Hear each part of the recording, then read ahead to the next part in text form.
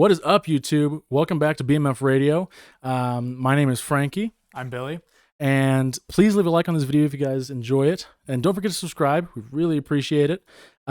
Today, we're going to be talking about the downfall of Marvel to start with. And it's been a topic on my mind pretty heavy recently, honestly, because I know for you, we watched Endgame together in theaters, and damn, was that awesome. It was emotional for me and you, because we grew up watching that stuff. Marvel was awesome, but man, has it changed? Am I right? I mean, it's Are you right? Yeah, bruh. yeah, it's gotten a lot more. Well, let's talk about it. What do you think? Is Let's talk numbers. I mean, if you just look at it from a numbers standpoint, Marvel knows it's bleeding right now. They are consistently losing money on these movies, which is not Marvel's typical style of business. Like, what's the most recent one that I mean, God, they just keep pumping them out, right? Yes, I think that is so crazy. I used to know every single Marvel movie that was going to be coming out, and now I don't know what the last like 6 were probably. And I don't know what's gonna come out either. Yeah. Because it's felt like, when you get into an RPG game and you're like, man, I'm really excited to try out this fucking fighting mechanic, and then it just throws fucking everything at you. There's this quest, this quest, this quest, this quest. That's what it feels like now. It feels overwhelming to try and get into Marvel as a new person or to try and get back into it as a veteran. I mean, no matter what standpoint, it seems so hard to get in. Yes. Because they just keep pumping it out. Yeah. The most recent one that I can think of that I know bombed at box office was Quantumania. Yeah. Quantumania, I heard was a joke. Yeah. God, MODOK, right? That's the name of the big guy with he's the big head. Yeah. If you look at the comics, that dude is not one to be fucked with. MODOK is, oh, dude. MODOK's a bad dude. He's up there with Thanos, if not higher, by a good amount. Okay. MODOK you don't fuck with. And in that movie, they made it was a joke of, literally, he was the butt of the joke, like half the movie. And that's not even getting into the visuals of MODOK. Have I shown you a photo? I think I have. Yes, you have. He looks like shit. So bad. Endgame and Infinity War. Fuck, let's just go back to the start. Iron Man 1. God, that movie, that it looked impeccable. And I think the budget was only 150,000. Something like that, yeah. And it looks amazing. And to this day, it looks amazing. Yes. Because it's a lot of practical, and they use the VFX to help where it can. Now that they're pumping stuff out, though, we get shit like MODOK, where it literally looks like they took a 2D sprite of this dude's face and warped it to a fucking 3D object. Yeah. It looks awful. Yeah. And everything's VFX now. And if you do you have something to say? I'm about to go on a rant. Yeah. Well, I guess, yeah, before you go there, I think so. I've been I would say I was pretty caught up after Endgame. There was, I think the next one was like Spider-Man. Yeah, Spider-Man Far From Home. Far From Home. Yeah. Yeah. And I really liked that one. I don't know. That one was good. I don't know if everybody loved that one. I think it was like a, how could you not love it, really? I mean, it's just all 3 Spider-Men, you know? It was like That's No Way Home. Oh, No Way Home. Okay, Far From Home. That's the... Oh, what is that the one with Vulture? No, the Vulture is the first one. Yeah. God, who is? Mysterio. Yeah. No, I like that one. Jake Gyllenhaal. Jake Gyllenhaal's a great actor. Yeah, I liked that one. I thought it was really good. Did that come out after Endgame? Yeah.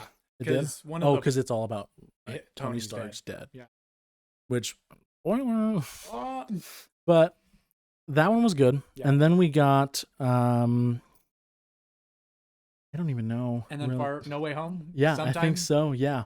That one was also good, but I think that one also, I think was the start of the downfall. That one was a nostalgia trip. Yes. That one was really good. A lot of people were like, oh my God, all the Spider-Man. I watched this growing up. It was awesome. including me. That Yeah. was a really cool movie. But there was scenes in it where I was like, ooh, that scene looks kind of shoddy. That doesn't look great. There's one scene that got talked about a lot where Andrew's Spider-Man pops through the portal, Yeah. and he looks like shit. Yeah. Looks like dog water. And I think that's where we really start to see that use of VFX to rush things rather than perfect them. Yeah. And I think it does a lot to the Yeah. good VFX is unknown VFX. Yes. You know what I mean? Yes. And I don't know when that really changed, but Yeah. I gotta say, I have watched some of the older ones again, and they don't look good. Older ones of what? Marvel. Older Marvel movies? Yeah. Oh, like, really?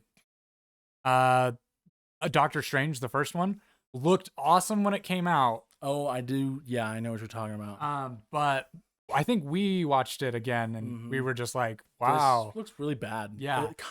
I do remember that. And I don't know if that's like kid vision didn't see it, or if that was, this is good VFX for the time. Yeah. You know? I still think that the VFX, while they don't look great now in like Doctor Strange, that's a fucking hard movie to make without a little bit of shitty VFX. Yes. You know what I mean? That's a really intense movie, and so much so that it kind of takes away from it. Yeah. Like it takes away from the badness of it. Like, how else are you gonna show me a dude on a DMT trip? Yeah. Fucking, you know what I mean? Like, yeah, how else exactly. do you do that? Yeah. But Spider-Man popping through a portal, that should not look like. Yeah. That shouldn't. That's above your guys' pay. Yeah, that's like a simple scene that. Yeah. And so that's a big aspect, right? I think we can agree the VFX have gone to shit. Yes. But I really think what it is they've gone away from, like, Avengers Endgame was a massive, I think, what is it called? When a fan service. Yeah.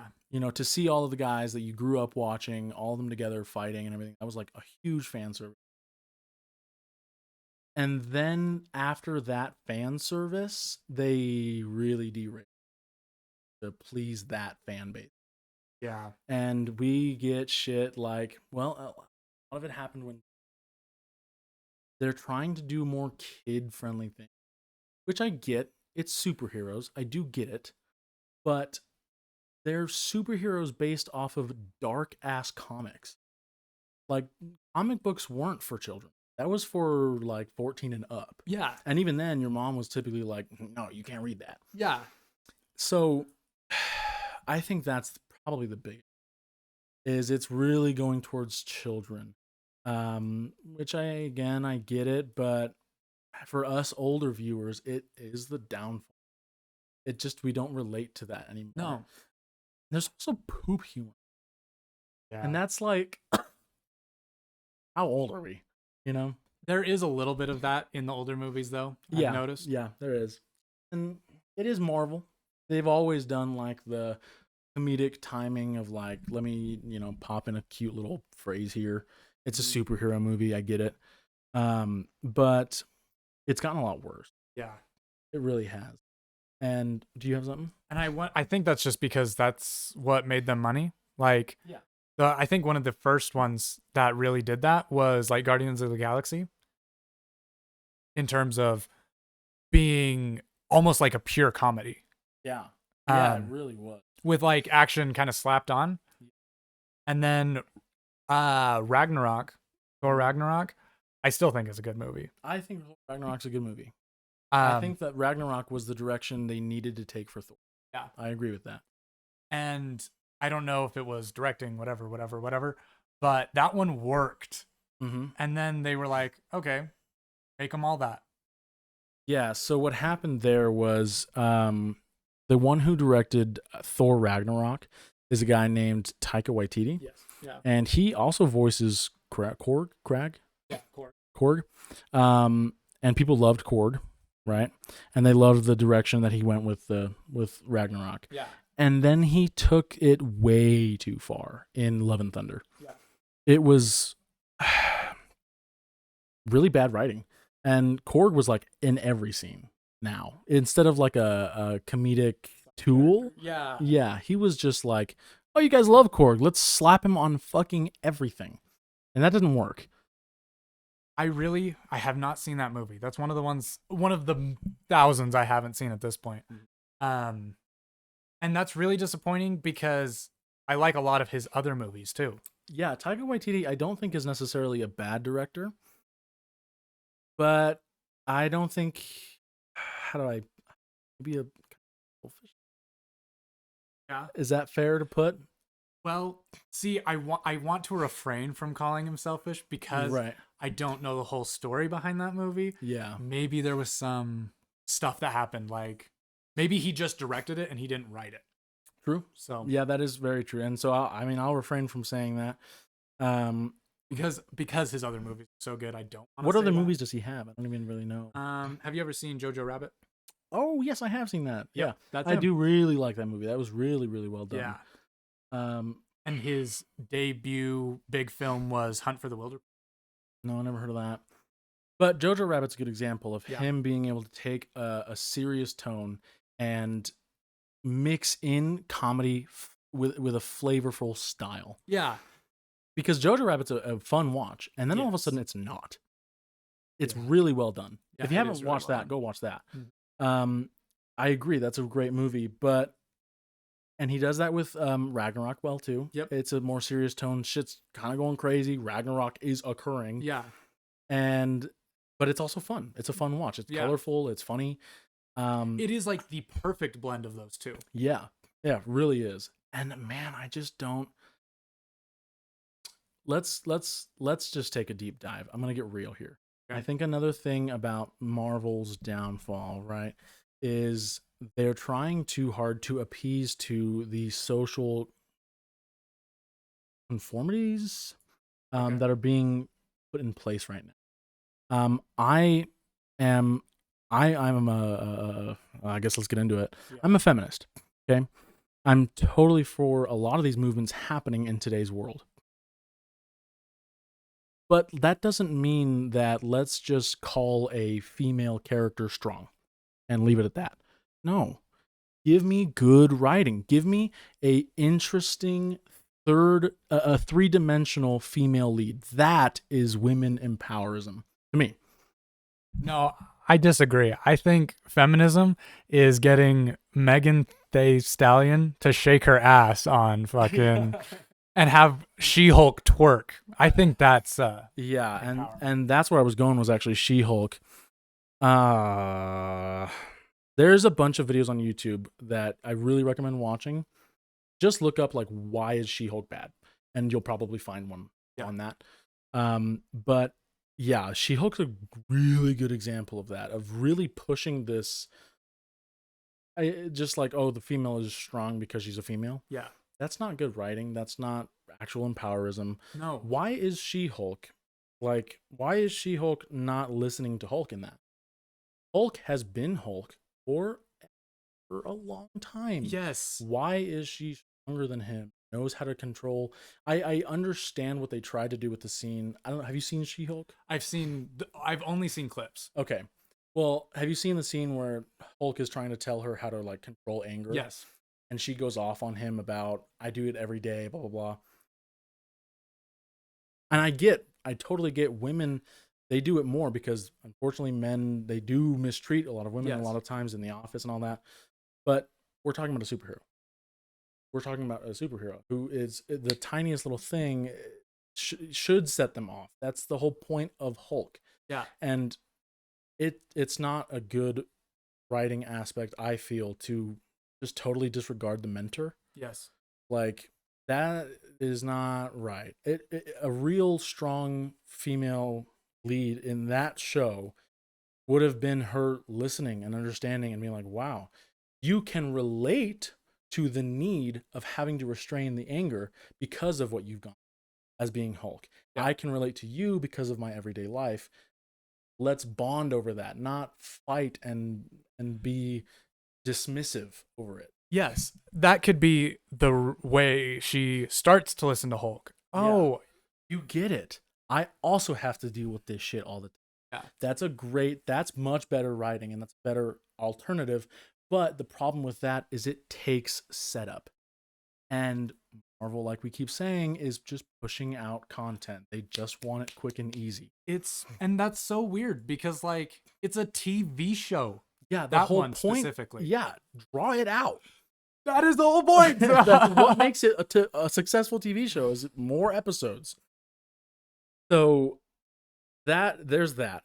And then go for it. Okay.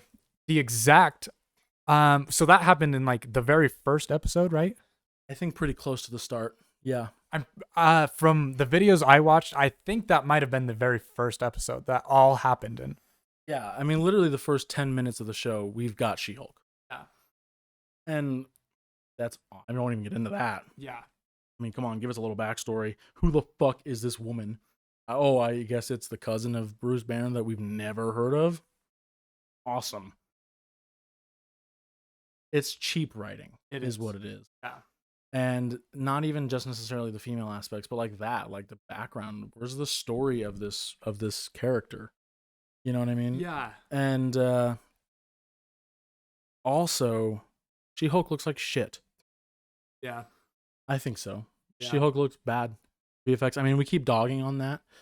And that's not the VFX artist's fault. That is Marvel's fault. They're the ones pushing it out and trying to say, no, we need it now. Just get it out. VFX get the worst rep when it comes to this type of stuff. I want to clarify, shout out VFX artists. Yeah, that shit is intense work. Yeah. And it's hard to master. And the hardest part, I think, about their job is finding a boss that lets them really use their talents and fucking take the time to do it. And Marvel is a huge example of it. We keep seeing it. I mean, time and time. The Eternals. Didn't watch it. Really? Yep. It doesn't look awful. I actually have to give credit for the Eternals. They did a speedster scene that was really good compared to like DC's Flash. Talk about rushed VFX. But we'll get to DC in another episode. That's its own thing. Oh, yeah. Ezra Miller. What the fuck? Yeah. But so there's that. There's She-Hulk. And I think the biggest thing is, so obviously the younger generations are fighting more and more and more for those social conformities and changes.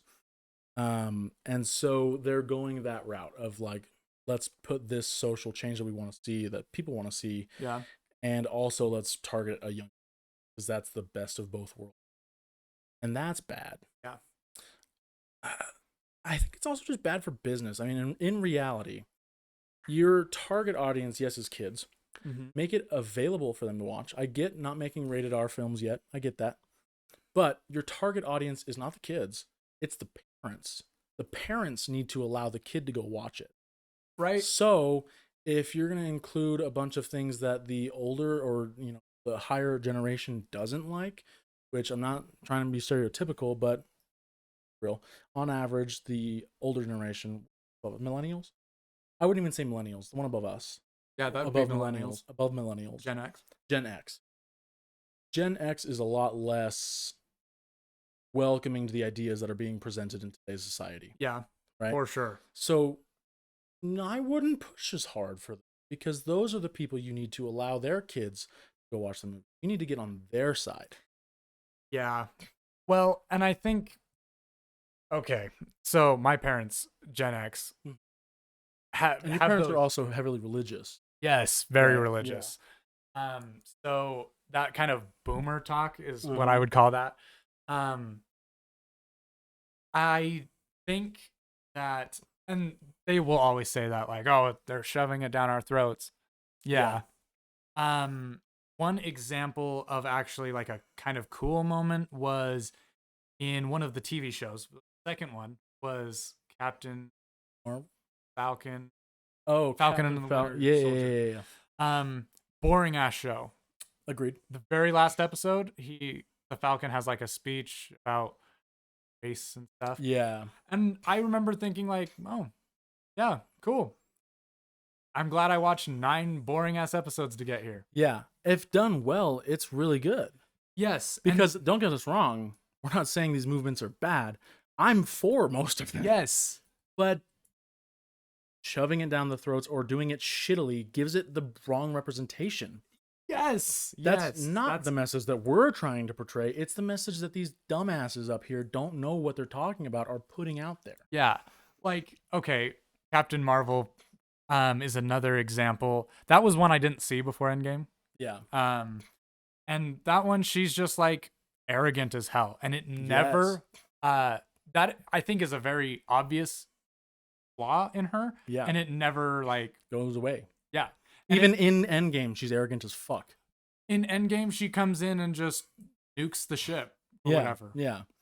And if you want people to want, you know, the strong female leads, look at fucking Black Widow.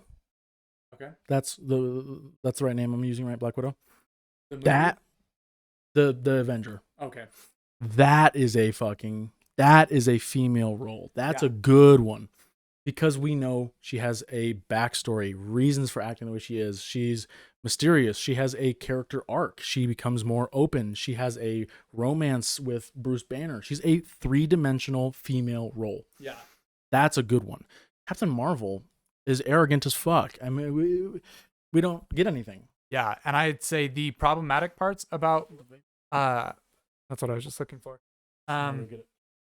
I think that is why the problematic parts about Black Widow, I think, would be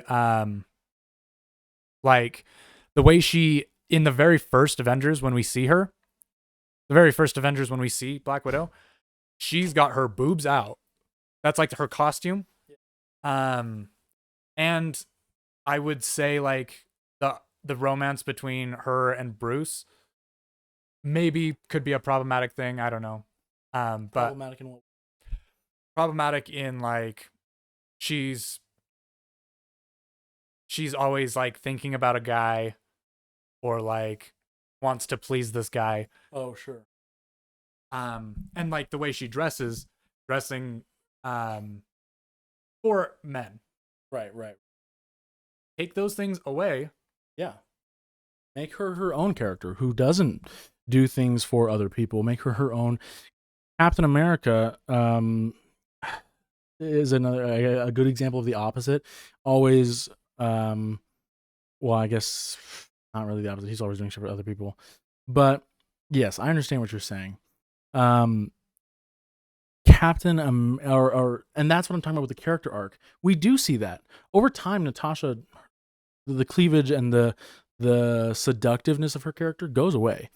I mean, don't get me wrong. What's Scarlett Johansson? Mm-hmm. Beautiful woman. Don't get me wrong.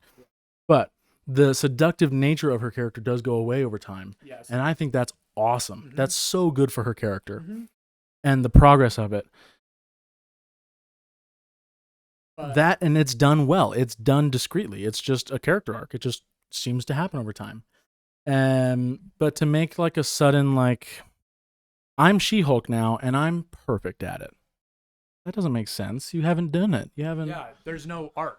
We need a character arc. I want her to flip out and like do crazy shit and be an uncontrolled Hulk. The character arc for Hulk was when he's Hulk, he's angry, uncontrollable, loose cannon. And then now he's controlled it and he's emerged, as the talking smart Hulk. That's pretty cool. I know a lot of people what don't. You're saying pretty cool. Yes, I know a lot of people don't agree with that, but for our sake of conversation here, it's okay. But the fact that She-Hulk comes out the womb, just talking and controlling it, is so again bad writing, and it's like, did you even try? Yeah. Are we even trying anymore with these projects?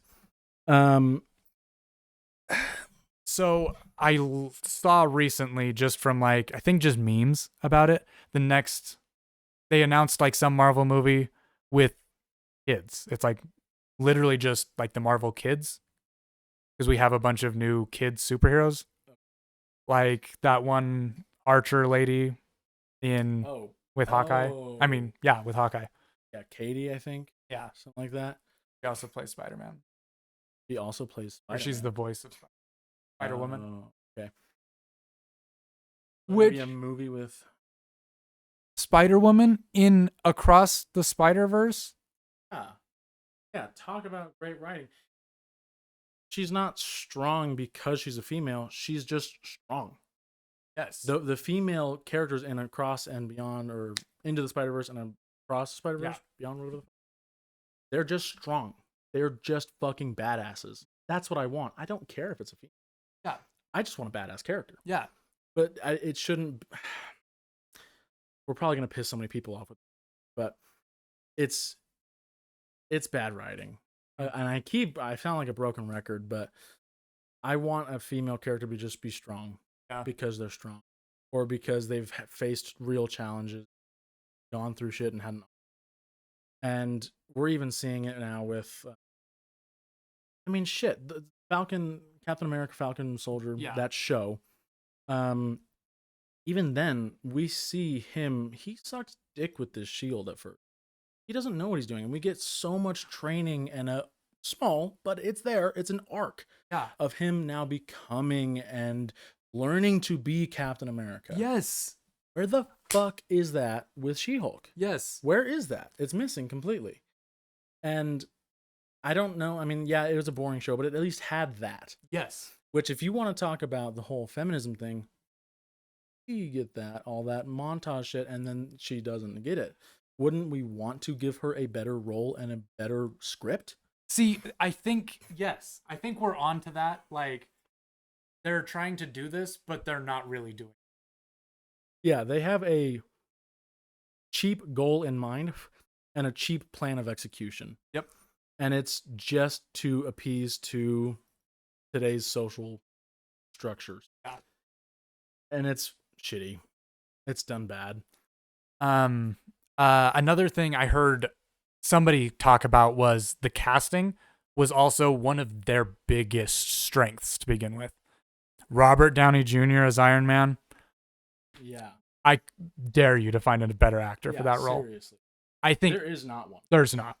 He just embodies that role. He is Tony Stark. I mean, you watch interviews with Robert Downey Jr., it's like he's Tony Stark. Yeah. It's like he's still playing the character. Yeah. It's just him. He is Tony Stark. That is such a good cast. And I would say all of the original Avengers are the perfect cast. Yeah. Chris Evans, I don't know. People feel differently about Chris Evans and stuff. I think he was great. I think he's did that role so well. Yeah. The other guy, that Chris Hemsworth, Thor. Yeah. Black Widow. All of these great. Banner, who plays that? I don't know. Mark Ruffalo. Mark Ruffalo. Yes. Yeah. They're great. Yeah. And I don't know if maybe it's for lack of selection, but I don't think so. That's a pretty shit excuse. That is a pretty shit excuse. I think it's Marvel. They've got the money. They've got the time. Yeah. To be getting the right fucking people for this. Yeah. And again, this is no hate to the actors. The actor of She-Hulk, she's given the script and she has to work with it. Yes. This is the writing that we're talking about.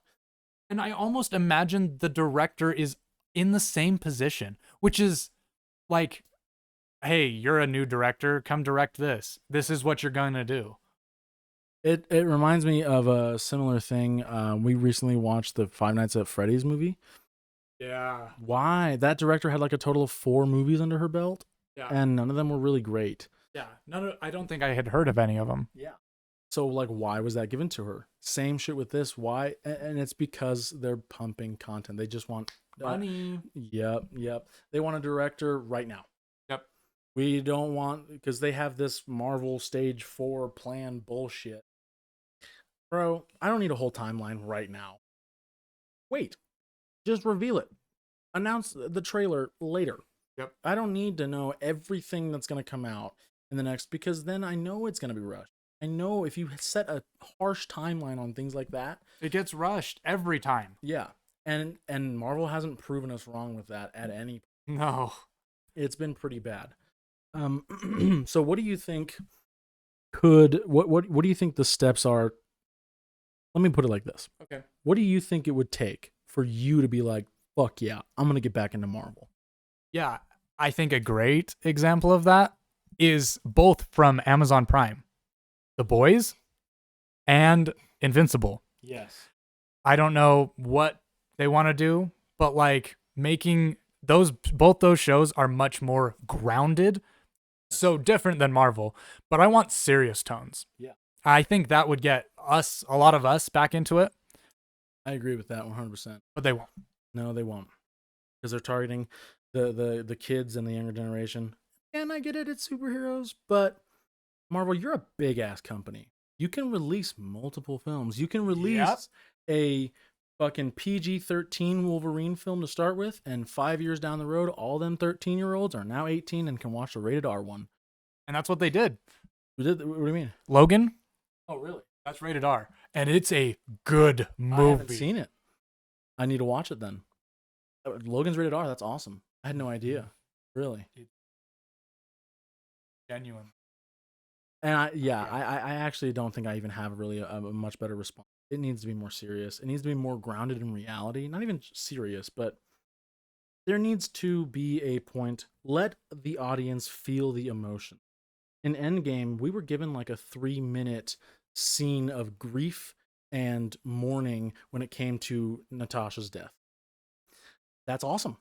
That was a very big moment, and that was important and serious and tragic. Now it's like every time something a little bit serious or disheartening happens, we've got a guy shitting himself off camera or a funny quip, that has to be thrown in there. Why? Let us feel the emotions that we're intended to be viewing. Let us do that. And Invincible is a great fucking example for that. Have you have seen the new episodes that are out? Season 2? Describe the new episodes. Yes, I've watched all 4. Right.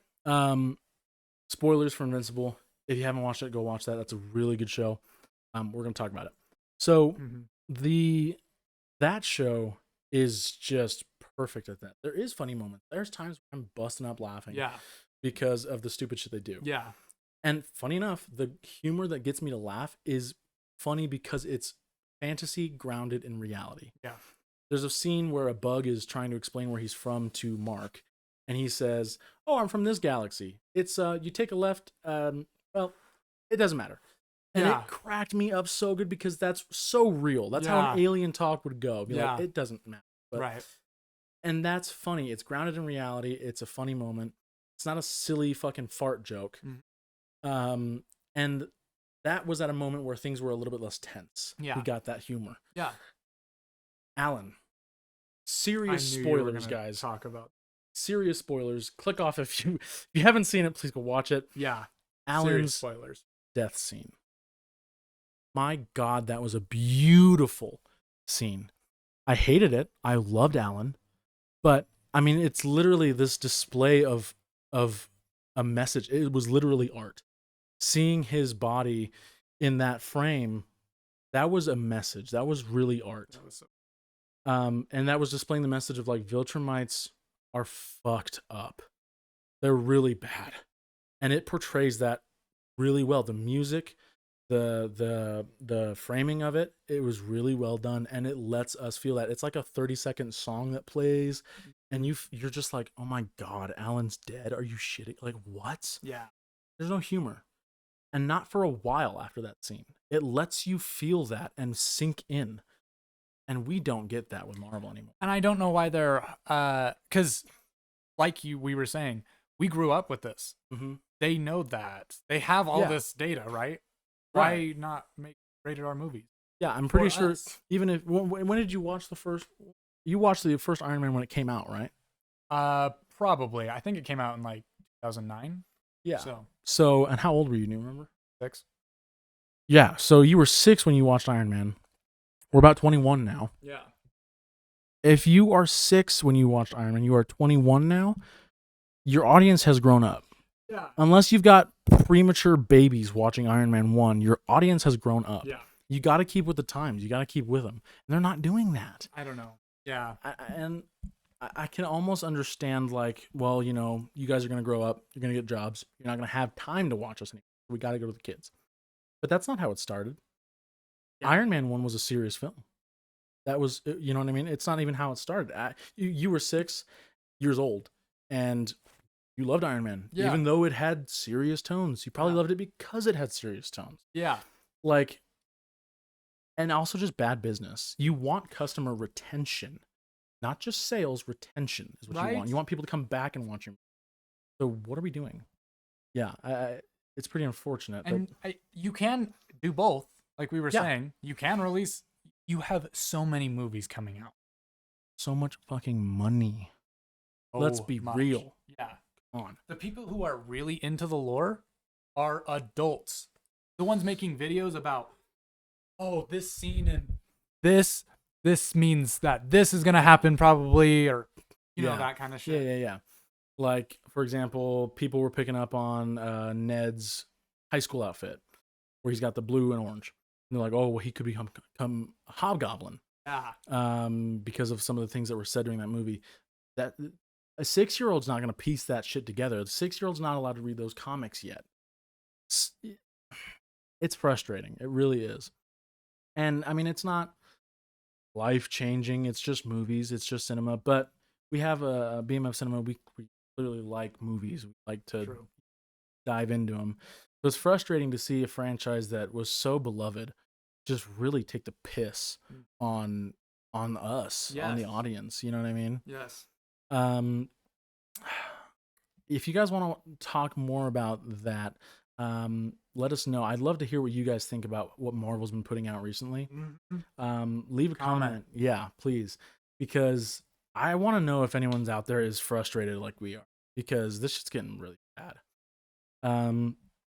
Speaking of, do you have something? Go for I have one more thing. Yeah. You know did you watch Loki? That show? I would. First season, I think I watched. Yeah. The second one is coming out right now or is out. I don't know. Don't Think care. so. Yeah. I loved Loki. That was a good show. I will give it that. Because the VFX didn't look like shit. Mhm. The writing was good. And it didn't feel rushed. Because they had probably been working on that show, Loki, since we saw Loki's death in Endgame. Probably. It probably wasn't rushed like everything else we're getting right now. And I think it makes more sense as to why, like, Captain America's show, or I guess Falcon, his show was a little bit more rushed. She-Hulk was extremely rushed because they were probably working on Loki. That's not an excuse. It is not an excuse. Make us wait. Make us wait. We will. Or we have no choice. Yeah. Or pay more people. Yeah. Get it. You need to, if you want to expedite something, you need to look at a way to do it efficiently and correctly. You can't just say, we'll do it fast. That's not going to work. But it feels like that's what they're doing. And I'm no business major. I didn't even fucking go to college. But it does not take a genius to know that Marvel's running themselves into the right now. At least it feels that way. And the numbers aren't lying either. No. The numbers are on our side. And speaking of running into the ground, so the main villain that they pretty much introduced right at the end of that show, I don't know what he is in the comic. The Timekeeper or something like that. Something like that. That actor, I don't know if you heard this drama, but I heard something. I don't really know though. He got like in a fight somewhere and got arrested for assault or something, and Marvel dropped him. They dropped their big endgame villain. And see, okay, so yes, I get it. Yeah, he shouldn't have done that, right? You should not do that. But where do we put the line? Because we have people like Ezra Miller, who has done all this fucked up shit, like a lot of fucked up shit, and he's still Flash. And he sucks dick at it. Right. He's awful at it. So why is it that he gets, this guy gets into like a bar fight and gets one charge and he's dropped? When we have other people that are like shitty people, like genuinely bad people, still running the show. Yeah. Like, that feels like if they gave a shit about continuity and like telling a good story, they'd be like, all right, look, dude, you got to cut that shit out. This is your one warning and you need to cut that or we're going to drop you. Like, give him a chance, work with him so that your audience isn't fucked as well. Yeah. You know what I mean? So they dropped him off of that one thing. So what the fuck are they going to do now? No idea. It kind of seems like they're scrambling. Yeah. And that's the really the vibe you get when you watch a lot of these shows and movies. It feels like Marvel's just scrambling, just throwing shit out there. Um, anything else? So speaking of things that are targeted at children, we're gonna go the opposite route. Recent news. This happened, I think, 2 weeks ago, maybe a week, maybe really recently. Which updated their terms of service, and it's pretty interesting shit. So I actually went and looked a little bit more in depth as to what they changed. Yeah. So now sexual content is a lot more okay on Twitch. You can have suggestive, like fucking content on there. And it all started from this one streamer. I don't remember the name, but she was getting around the terms of service by wearing a low cut shirt and, zooming in the frame so it appeared that she was shirtless in the stream, right? And so then it caused a whole bunch of like controversy. And so Twitch, I don't know about it being the right decision. I know they got a lot of backlash, but their response was pretty much, let's open up the gates a little bit more. And so now like body painting is allowed on there, as long as it's not like straight up. And one of the actual things that it said in the change was things like twerking on streamers just like straight up allowed now. And that was the exact word, was twerking. No way. Yeah, they put twerking in the terms of service, right? And I don't know. That's interesting. One of the things I didn't like as well that they did change on it is if you flag your media, because on Twitch, if you guys any of you guys are streamers or anything like that, you flag your streams for certain content. So when I stream, I like to smoke a couple cigs. I'm vulgar at times, so I flag it as drug use, vulgarity, and not appropriate for kids. Okay. Right. So now if you flag your content for sexual media or sexual suggestive themes, anything like that, it won't even show up on the homepage. Right. It'll just completely negate that. But which is fine because people get on Twitch, they don't want to see, things like that. But for me, it's not just the sexual stuff. Now, because I flag my streams as like drug use, it won't even use that. Won't even put it on the front page. And that's like, so we can just have people like buck ass naked on stream, but if I smoke a cig, I get the same restrictions as like whipping my dick out. Like that's crazy to me. The last thing I heard about this, Mhm. I think this must have been a couple days ago, is they actually reversed the changes. Really? Yes. I did not know that. But I wonder if they're working on, yeah, so it's not nearly as just open and do whatever. Yeah, that would make sense, which I hope they do, because man, streaming is tough. It's if I could whip out my boobs and just get followers on Twitch, I would. So I get sex work. Believe me, I'm not judging anything like that. But I don't know if Twitch is the right place for it.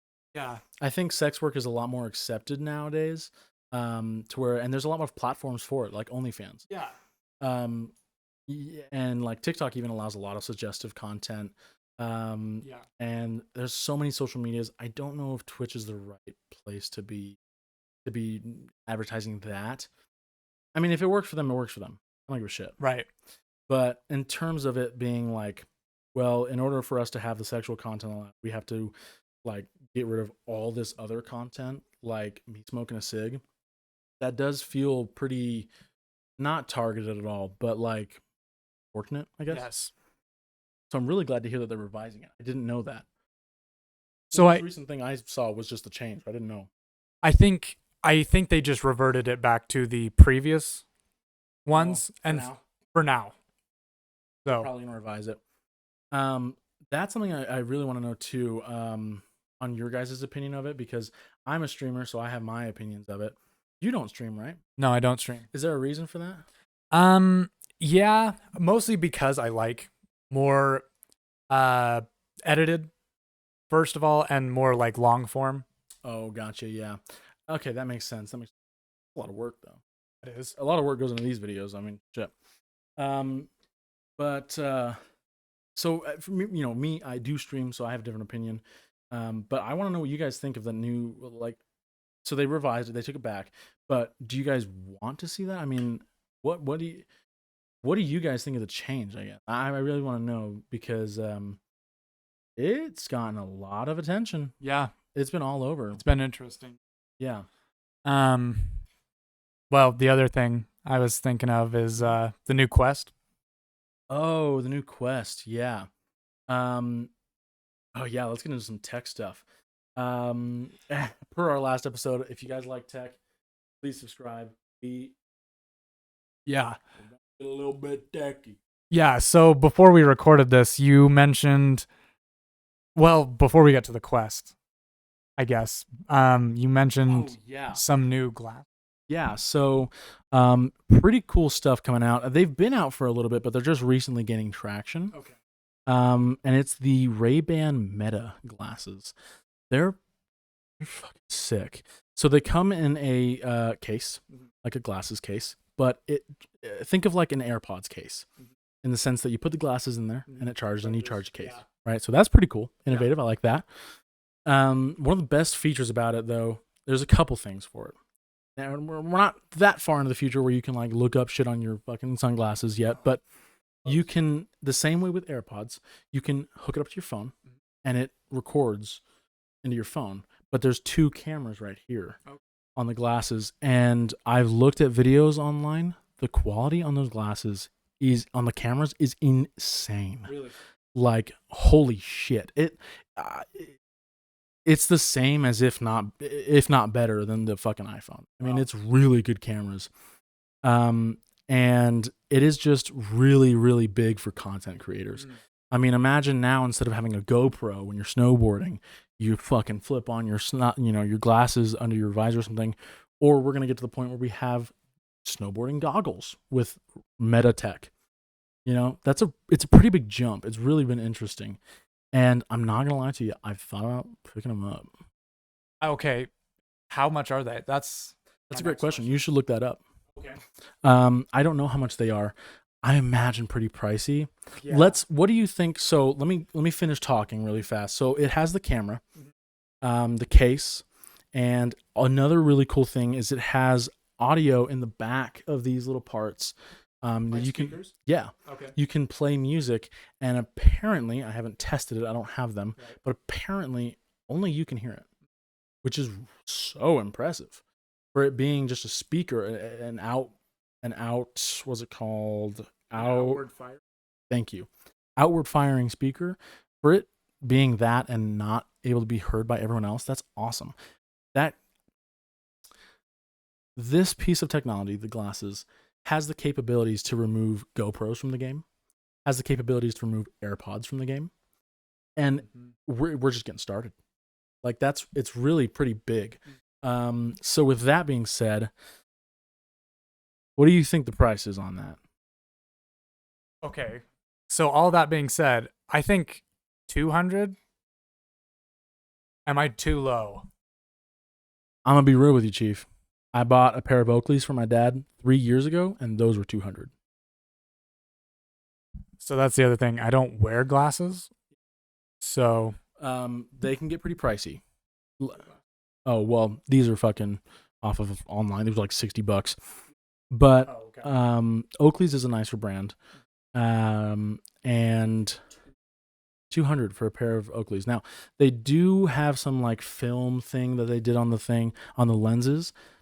I don't really remember what it was, but my dad loved it. Yeah, so they were about $200 for that.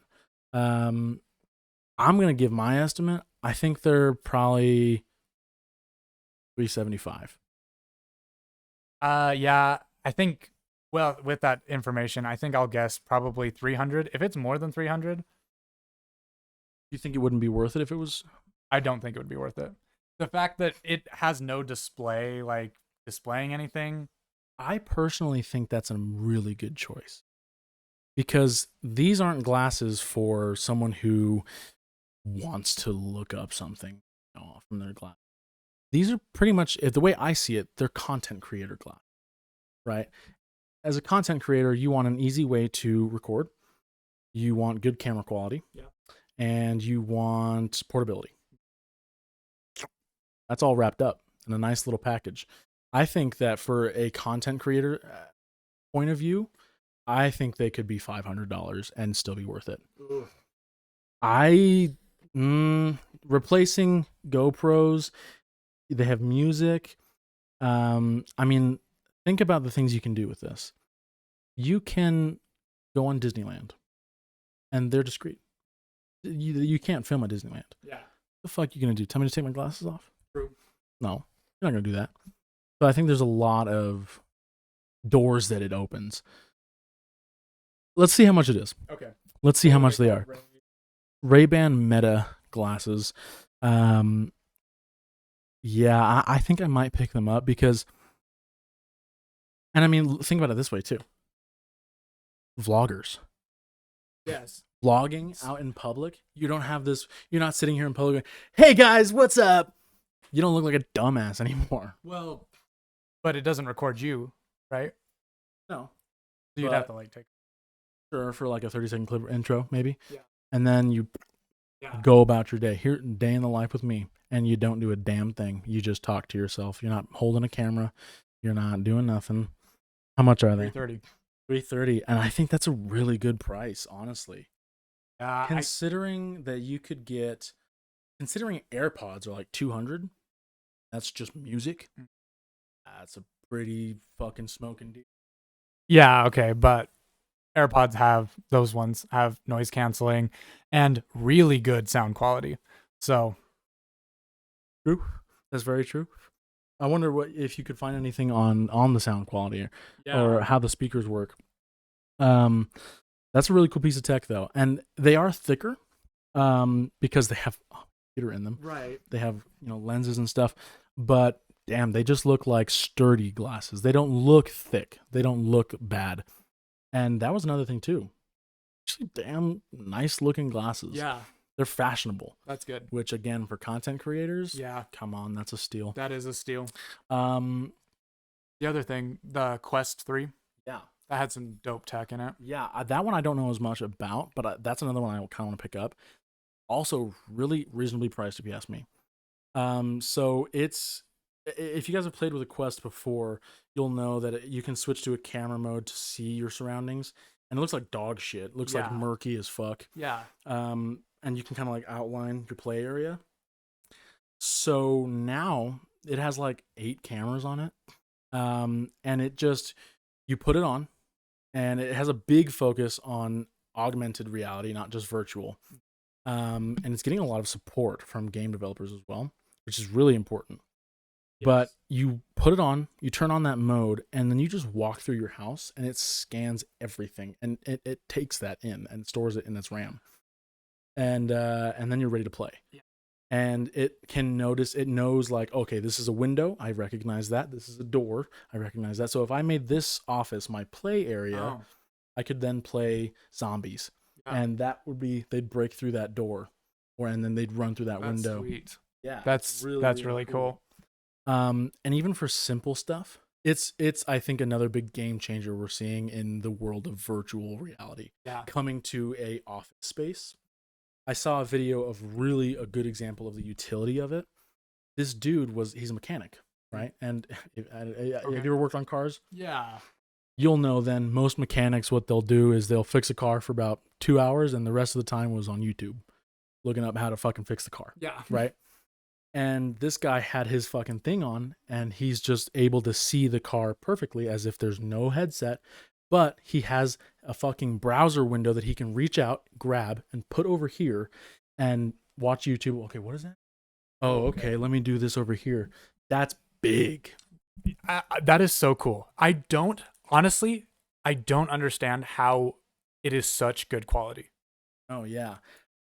Because, like, so you got to think about it. Like, you have this headset on, these cameras are facing outwards, and that information, if you turn to the pass-through mode, that has to go on screen. I remember the Quest 2 is something my brother has. The pass-through on that is in black and white, and it's terrible. Yeah. It would make me sick if I was like in that for too long. You don't want to be in there very long. So how do you get that latency so low and make it look so good? Yeah. And I mean, to the point where you're working on a car. Yeah. I mean, if you guys worked on, I'm sure a bunch of you guys have worked on cars. You got to get little fucking, you got to bend your hand and fucking. Yeah. It's a bitch. To be able to do that with a fucking headset on is really, really impressive. Mhm. It does make me want to learn about the tech on that, the processor on. Yeah. Because I mean, that's all live feed that they're having to do. The cameras live feed to the screen. Yeah. That Seriously is impressive. intense shit, and it's like $500. Oh yeah. $500 for, I mean, that's the price of a console. Actually, cheaper than a console, Yeah. if we're getting real. But and it plays games, so it is like a console. But imagine instead of having to, okay, I want an at-home office setup.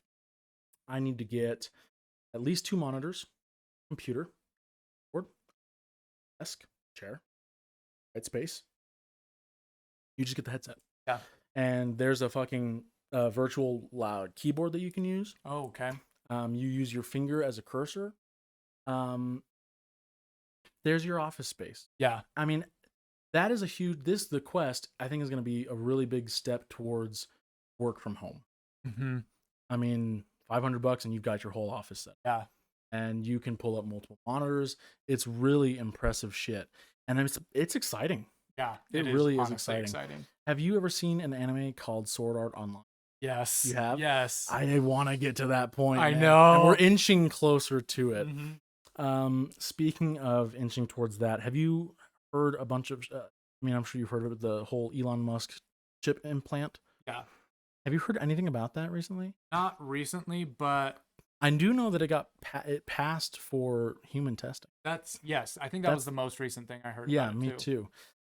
Question: if it's affordable being like $800. Yeah. Not necessarily affordable, but like it's doable. What would you do it? Almost for sure. Yes. Really? Oh, okay. Hell yeah, me too. I Everyone I talk to, they're like, "What? You would do that? Fuck yeah, I would do that. That's awesome." in the game Cyberpunk, you can like get like new upgrades for yourself. You can get like new joints to let you do this. I would do that shit. Oh yeah, me too. I'd go pretty far. Yeah, Yeah, I'd go pretty far. You don't have any tattoos yet, but you'd fucking. Okay, yeah, but that would be like more utility than. Oh yeah. I don't know. The body modification stuff. I don't know if it. So here's my opinion on the chip. I would do it. One, Yeah. I'm probably going to do it if it comes out in my lifetime, which I'll probably do it. I'm gonna wait though. Yeah. I'm gonna wait for all the glitches and the 100%, deaths and yes. I'm gonna wait. I'm gonna wait Yes. for fucking V7.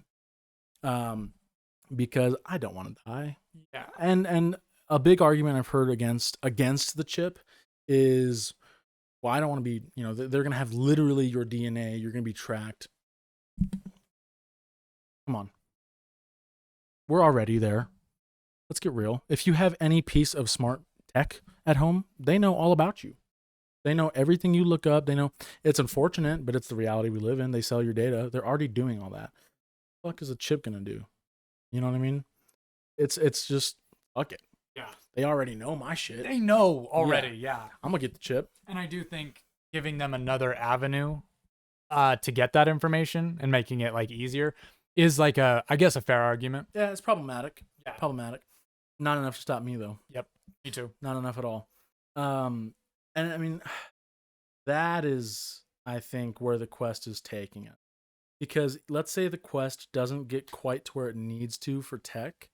I think it's going to make people a lot more warmed up to the idea of a chip. Where it's like, well, the Quest was pretty cool, and I don't need the clunky headset.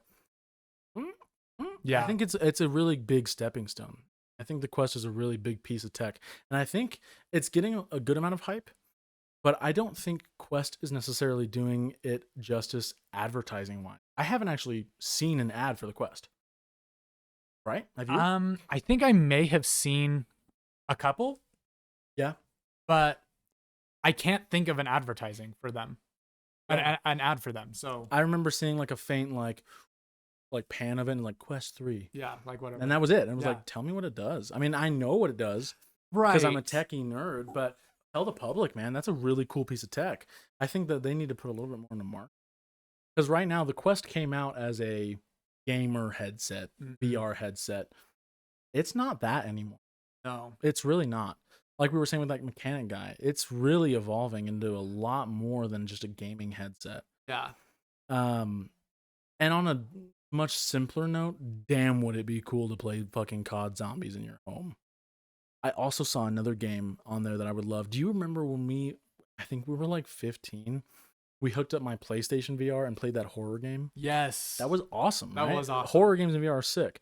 I saw one for that Quest where you, like, a monster's kind of like skittering and scampering around your home. Yeah.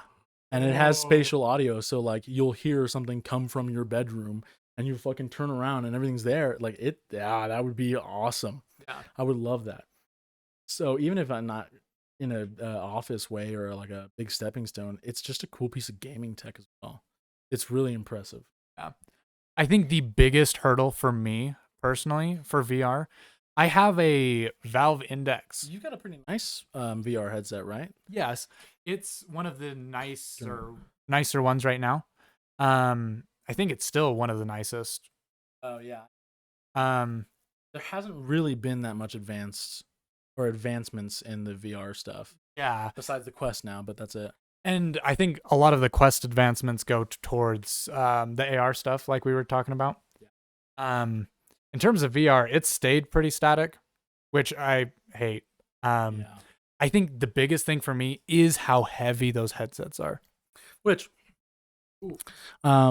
if you have you ever played with a Quest? They're much lighter. They're much lighter than the Valve. Really? Yeah. Am I talking out my ass? Yeah. I remember playing with the Quest versus the Valve. I thought the Quest felt light. Maybe because it was cordless. Yes. You're just not feeling the tension of the pull. Yeah. Well, hey, let's get the chip then. Yeah, yeah, because like the Quest has a computer and a battery. The Valve is none of that. It's just a display. Yeah, that makes sense. So it's actually fairly light then, Valve, and it still feels heavy. And it's still like I can't play for more than an hour. An hour probably. Yeah, that is definitely. But we're getting there. I will say, yeah, the headsets are uncomfortable. I've played with the Quest 2, and it was bothering. It was not something I wanted. Like I was playing that really popular game. I think was it Walking Dead. Yeah, that really popular zombie game. Yeah. That was really well done. Mm-hmm. But I wanted to be in that world, but man, I couldn't play it for very long without just being like. But I didn't know Quest was even heavier. Yeah. But who knows? I think those are all issues that will be solved over time. Well, yeah. I mean, now speaking, going back to it, I think that the Ray-Ban Meta glasses they're getting close to what we need it to be. Yeah. All it's missing now is a display on those lenses, and we've got pretty much the solution. Yeah. To the heavy headset. Also, speaking of watching shit, so do you like the theaters versus home? What do you mean? Like, would you rather go to the theaters and watch a movie, or would you rather watch it at home? I'd rather go to a theater and watch it. Yeah. Yeah. There's potential as well for just doing that virtually with headsets. We could watch movies like go to the theaters. It gives you this like hub, and you see other people there, and you can go do that and talk with them, interact with them, because that's what Meta is. Right. It like links your Facebook or something like that. Doesn't it do all that shit? I don't know. So that's kind of cool. I'm really just excited to see where virtual reality takes us. I want SAO. I want to feel a sword like stab me and like feel the weight. Oh, speaking of VR games that are really kind of pushing the games forward, Boneworks. I know that's an older game. Didn't they come out with another one though? Bone Labs, yeah. I know that it's a little bit of an older game, but that's so impressive. That's the future right there. That's another, again, step closer to that like SAO type shit. They managed to get physics behind everything. I mean, that's one of the only like VR games I've played where when I throw a fucking ninja star, it goes where I threw it. Yeah. Everything else feels shitty. Yes. And like weightless. Yes. Very weightless. Yeah. Yes. I don't think I've got any more tech stuff. I Okay. think that's the biggest ones I've been really excited for. Yeah, I think me too. Let us know if you guys are going to pick up either the Quest or the Meta or just any new tech that you guys have heard. We love listening or learning about the new tech and shit. Yeah. Let us know what's coming out. I'd love to hear some shit because that's like it's been very blown up, those two, because obviously it's very consumer friendly. But I'd love to hear some more advanced shit that's coming out. Even just PC stuff. Yeah. I really want to see where we're going with that. But moving on. Movies. We are the same people who do BMF cinema, so we like movies. We're getting to that segment.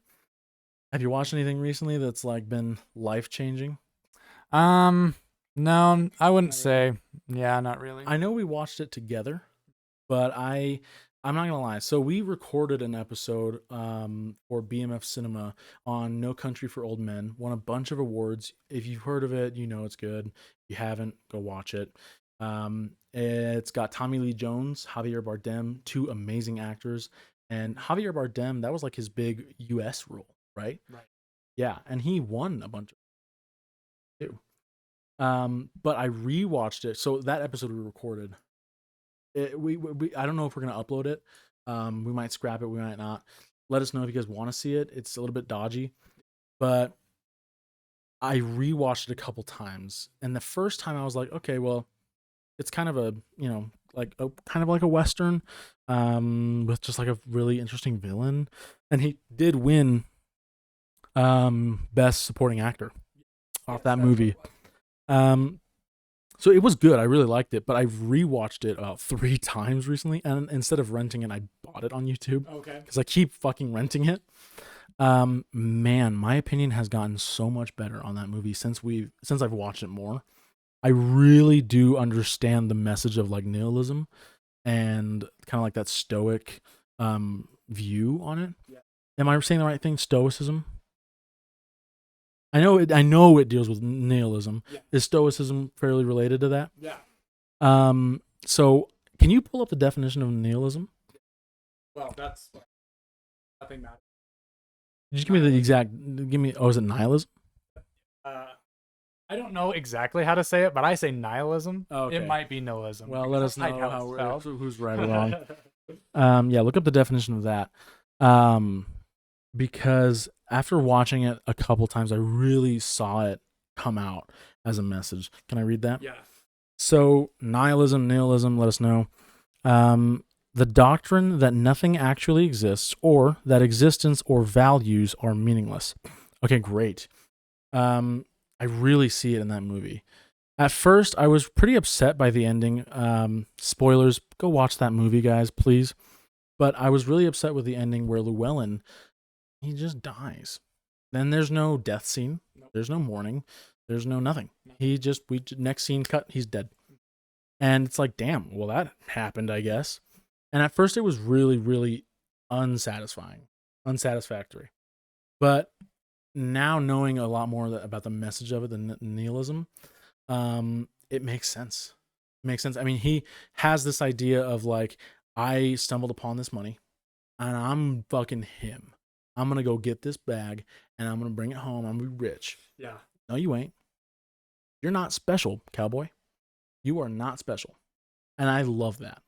I think it sells it so well because the whole time you are rooting for him because he's the hero. And then we don't get that. He is not a hero. He's just a guy who stumbled upon the wrong fucking thing. But I think it's even more than that because he isn't really, I mean, he is just a guy, yeah. But he's a guy with these very specific skill sets. Yeah. And it still doesn't matter. Oh, it doesn't matter that he has all that preparation. They still get the money back. Yeah. Oh, you're right. Yeah, he preps and all that stuff. Yeah, you're totally right. And even so, a really famous line from Javier Bardem when he's talking to, what is his name? Woody Harrelson. Yes. Woody does a great job in any fucking role he plays. Yeah.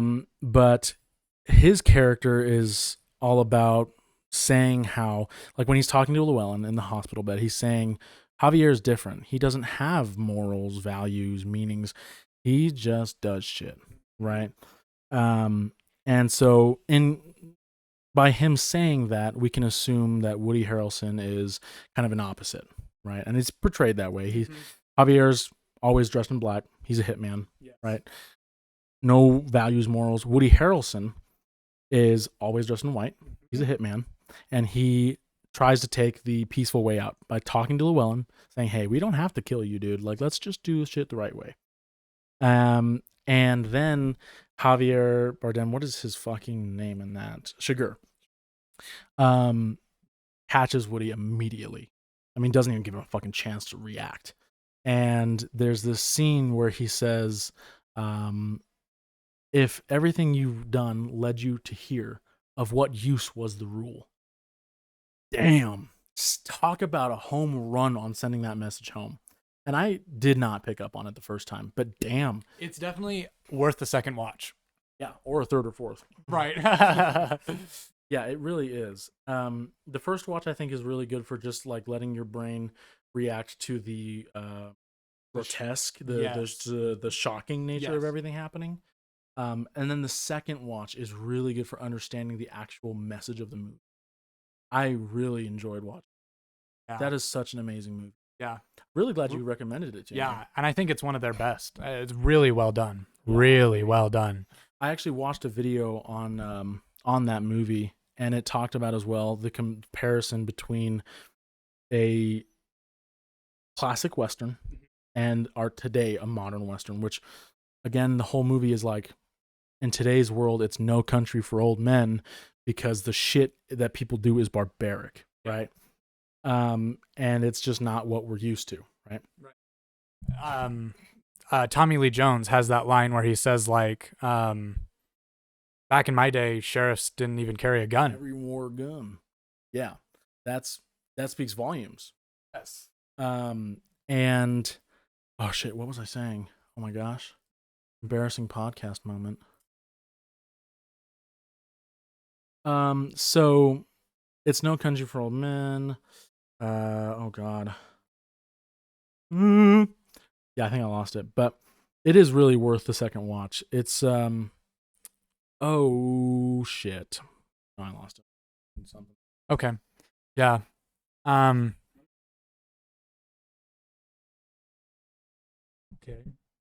Technically.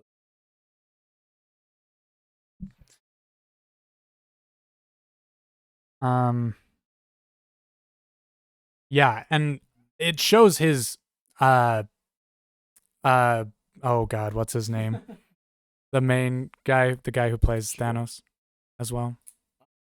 I don't know his name. Llewellyn. He, right off the bat, we see he's a hunter. We see he's got these, we learn later he's like a war veteran. He has these like survival skills, and he's very competent from the get-go. And it does not matter. And I watched it with my parents today. And it was pretty interesting. I guess the depiction of the cartel scene is really accurate. My mom, I watched it with them, and she was saying it was pretty triggering, actually. Because she is from Agua Prieta, and so she has seen a whole bunch of shit, and I guess it was pretty accurate to like that type of scene, which is pretty cool, pretty good shit. Scene? Oh, all the dead bodies in the trucks, the shootout part, that happens. Unfortunate, and they take it seriously, and that's a big thing too that the movie like drives home. Don't fuck with the cartel. What are you doing, Llewellyn? Why would you? If I saw what he saw, I would see fucking dead bodies from about a half mile away and be like, nah, I'm going home. Fuck the buck that I shot. I'm going fucking home. Me too. And but he again thinks he's him, and he just is proven wrong. It's a really good movie, and the fact that Oh. You were saying that he didn't even wear a gun. Yeah, he talks a lot about the disgust of everything, and it shows that a lot in the movie, where Shigur, his weapon of choice, I don't remember what they're called, but it's what you use to kill sheep or cattle, right? And it's just this little air tank hooked up to a hose with a piston at the end of it, and it just, kills them instantly, painless, right? And he he's talking about how, well, if there was a bullet hole, how's there no bullet in the guy? And it's just brought up a lot. Tommy Lee Jones, you can see his like disgust and kind of uncomfortableness in trying to be the sheriff of this new world. Yeah. I guess the new country. But damn, I really love that movie. So, on a fucking contrast of Marvel, if you guys want something with more serious tones and a good message, no, that is the movie to watch for sure. I don't know about you. How would you feel about redoing a BMF cinema? Yes, I think we should. Yeah, me too. I really like that movie. Let us know if you guys want to watch that. If we want to do a deep dive into the messages and the overview of the movie, let us know. We'd really appreciate that. Go for it. Okay. Was that all you had to say about No Country for Old Men? Something I watched somewhat recently was Man of Steel. That's Superman? Yep. Oh, okay. It has Henry Cavill as Superman. Great casting decision. Yeah. I think he is Superman. Oh, 100%. Always will be. And the reason I rewatched it was because Christopher Nolan was one of the writers on it. Nolan, did he Oppenheimer? Okay. Yes. Oh, and Interstellar. Yeah. Okay, yeah. Lots of great movies. Yeah. The director for the movie was, I don't know, same guy who did Justice League. Zack Snyder. Zack Snyder. Yep. And I only know that because there's the Zack Snyder's cut of Justice League. Yeah. I've heard of that. I haven't seen it, but I've heard of that. Yeah. He was the director. Man. Zack Snyder or Christopher Nolan? Zack Snyder was the director. Oh, okay. Was it good? No. I would say no. It wasn't good. Okay. There were some scenes where I was like, yeah, this is Christopher Nolan writing through and through. And then there's just like these, I don't know, we cut to a different scene on a planet and ships are just blowing up and nothing really makes sense and stupid CG. And yeah, that's a big struggle, I think, with Marvel too, is like power creeping, I guess. Once you get to a point of like, and actually this is kind of a problem I have with Superman as a superhero. Yes. Which I might get a lot of flack. Sorry, guys. I don't really like Superman. He's just too unstoppable, right? And it gets to a point where it's like, okay, well, yeah, he's gonna win. There's no tension there. I didn't watch it completely. I kind of zoned out. But Batman versus Superman, I appreciated the fact that the Batman had kryptonite like gas. That created some tension, but at the end of the day, it's Superman. So it gets to a point with like superhero movies where there's so much shit happening that none of it matters anymore. Like what you were saying, like ship blowing up everywhere, and it's like, okay, it's just too much. Yeah, and I totally agree. I think Superman specifically is seriously unstoppable. Yeah, and that's a big reason why I didn't watch Captain Marvel either. Too strong for my liking. There needs to be tension. I need to want, like, Spider-Man. He's awesome. He's cool. He's strong, but a gun could kill him right now. You know what I mean? Yes. A simple fucking 9/11 that your grandpa gave you could kill Spider-Man. That's good. Gives tension. So yeah, Superman. But what about Man of Steel made you bring it up? Because actually, specifically what you're saying, Superman is so unstoppable, and somehow I felt tension, and I felt deeply for this character. Really? Yes. That's unexpected to hear.